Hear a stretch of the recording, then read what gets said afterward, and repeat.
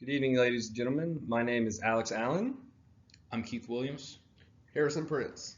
and we'd like to thank you for joining us this evening for our webinar. We will be presenting on our topic, Don't Forget Your PPE, a basic guide to patient pain education. Here you can see our learning objectives for this evening. If you need to, take an extra moment to pause and look over these. Before we fully dove into our topic here, we wanted to take a poll of our fellow classmates and get an idea of their understanding and knowledge of pain science and pain education. So we asked a couple questions. We said in 2 or 3 words, what is the first intervention that comes to mind for treatment of chronic pain? And then on a scale of 0 to 5, how confident are you as a PT in your own understanding of the drivers of chronic pain and your ability to educate patients in this area? The results of our first question showed that most students answered some form of aerobic analgesic exercise as the first intervention that came to mind. And the second most popular answer choices were a few different variables of some type of hands-on manual therapy, whether that was manipulation, soft tissue massage, or MOBs. We did have one student answer education, but we do believe he had some insider information. So here we have listed some of the other interventions we expected to see as answers for our first question. And these are all great treatments, but sometimes it comes down to interventions alone not being enough to provide the patient with the best care possible. So for the second question, we asked, where does our confidence lie with pain education? On a scale from 0 to 5, the average score was around 3. And even though we are all only students, you can still start to get the drift that maybe the breakdown in communication and pain education starts with us. So after this webinar, we hope to increase our own knowledge of pain science and confidence and ability to educate. So here we have some tweets. We feel like these tweets could be representative of what patients think about where we are as a profession on pain education. These 4 tweets were easy to find, and they all seem to point out cases where the PT seem to either dismiss their pain or just have generally poor education skills. So, given all of this, really the main purpose of our presentation here today is really to just go ahead and increase confidence in both student physical therapists and therapists, both understanding of pain science and patient pain education. So, just to go ahead and give a brief review of pain science, I felt that it was very important to have a very clear definition of pain, given all the definitions of pain out there. For this definition, we chose to go with the International Association for the Study of Pain's definition here, and they define pain as an unpleasant sensory and/or emotional experience associated with or resembling that associated with actual or potential tissue damage. One thing I wanted to point out about the definition here that we underline is experience, and I feel that this really just brings together that big important factor of pain being a subjective experience. All right, so we'll go ahead and talk about the types of pain. Okay, so now that we're getting into the types of pain, a few just review of definitions here. A noxious stimulus is a stimulus that indicates damage to tissues or threatening of normal tissues. This is typically required for a normal pain response. However, we'll get into later that this is not necessarily always required. We have nociception here, and this is essentially the body's ability to detect tissue damage. A good thing to note here is that this is not actual pain generation. This is just the body's ability to detect a noxious stimulus. And then we'll go into the nociceptor.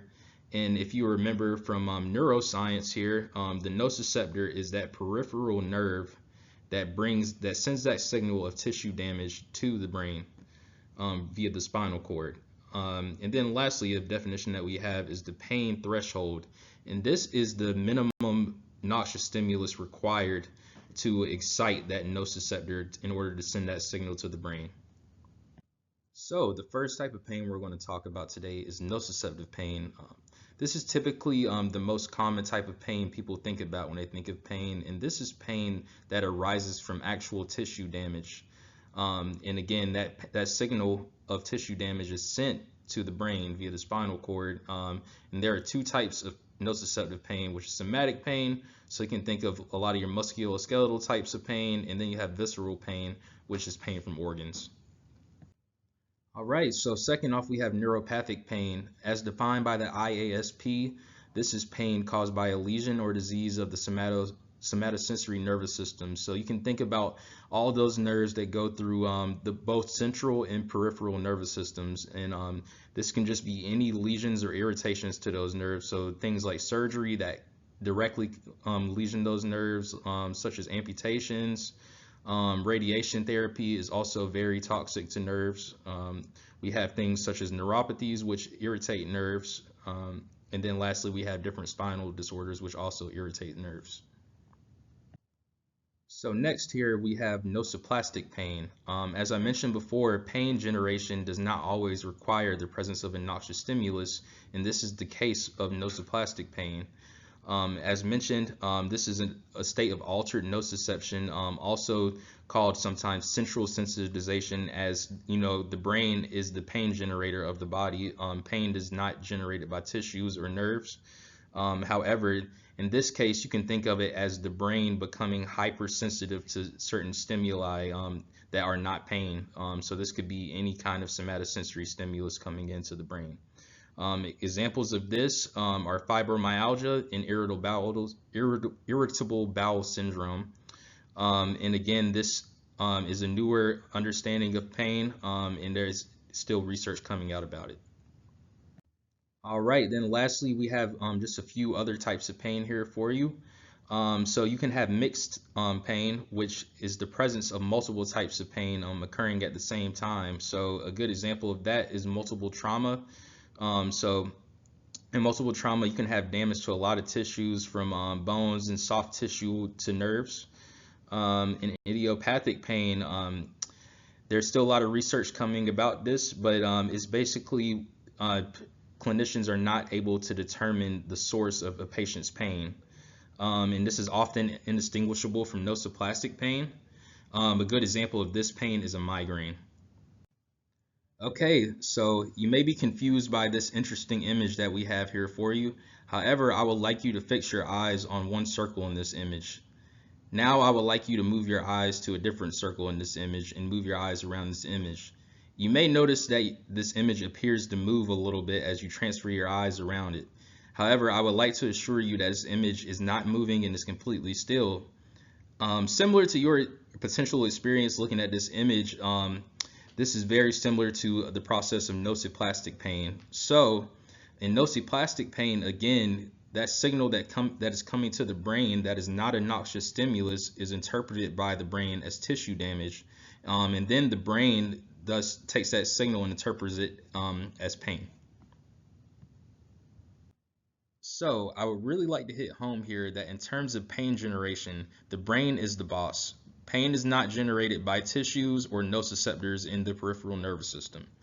So in terms of pain generation, there are many ways that the generation of pain can be altered by the brain. So first, we have a term here called hyperalgesia. This is increased pain from a stimulus that normally provokes pain, so a normal noxious stimulus. However, the brain just becomes a little bit more sensitive to its pain generation in response to this stimulus. Next, we have hypoalgesia. This is diminished pain in response to a normally painful stimulus, so again, a noxious stimulus. Next, we have analgesia. This is the absence of pain in response to that noxious stimulus. So the brain essentially does not generate pain in response to that signal from the nociceptor. Lastly, we have allodynia, and this is pain in the absence of a noxious stimuli. So this is pain that could be caused by any kind of somatosensory input. For example, such as light touch could cause pain in somebody that has allodynia. So one important aspect of patient pain is pain chronicity. Just to have some clear definitions in terms of duration of chronicity, acute pain is defined as less than 12 weeks, subacute pain is between 12 weeks and 3 months, and then chronic pain is any pain lasting over 3 months. As you can see from this chart here, Tissue healing actually occurs during both the acute and the subacute phase. However, tissue healing is likely complete in the chronic phase. So that brings us to question, why do people with chronic pain still experience pain? So as you can see here, there are many different patient pain and disability drivers outside of nociceptive pain and nervous system responses. Things such as comorbidities, cognitive and emotional responses, and contextual and environmental factors may also affect the patient's pain. We also chose to include the biopsychosocial model by George Engel, as we felt that this really highlights all of the aspects of patient pain drivers and different factors that may cause patient pain generation. Additionally, we felt that chronic pain was really important to highlight that many of these factors outside of the biological domain are some of the main drivers of chronic pain. So another important thing to talk about here is the trends of pain as chronicity increases. So as chronicity increases, we have decreased biological drivers of pain. And again, this is due to healing likely being done by once you get into that chronicity duration of pain. As we remember, we know that most soft tissue and bone injuries heal between 6 to 8 weeks. So they should be pretty much resolved by that 3-month mark. We have increased psychological drivers of pain. So you can think about some of the things that a chronic pain patient might experience, such as anxiety and depression. We have increased social drivers of pain. So for example, a patient may be out on workers' comp and is feeling pressure to get back to work. Lastly, we have increased fear avoidance behavior, and this is usually due to that persistent pain just eliciting a fear of movement in that patient. All right, so now we'll talk about when this PPE guide is relevant and how to identify the population that most needs this education. So now we'll talk on why this PPE guide is important, and we believe these two research articles here did a great job of pointing out the benefit of pain education. The first one here stressed the importance on how bringing these factors to the table can open up the door for more individualized interventions. And then the second one here pointed out adding pain education to therapeutic exercise improved outcome measures such as pain catastrophizing and fear avoidance. These articles show how addressing these factors can improve participation and self-efficacy in our patients. So here we have a couple signs you might want to look for to help you decide when pain education is most likely indicated. So maybe during the subjective interview you notice things such as their pain was introduced close to a serious diagnosis or maybe a family emergency.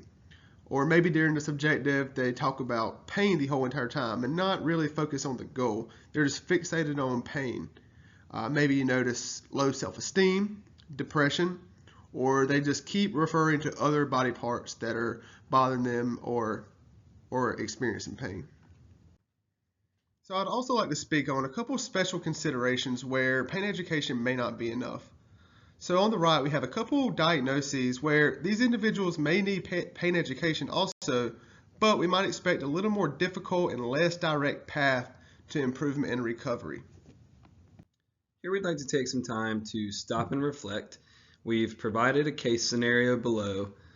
Please pause the video and take some time to review this case and consider some of the biopsychosocial factors that may be at play here.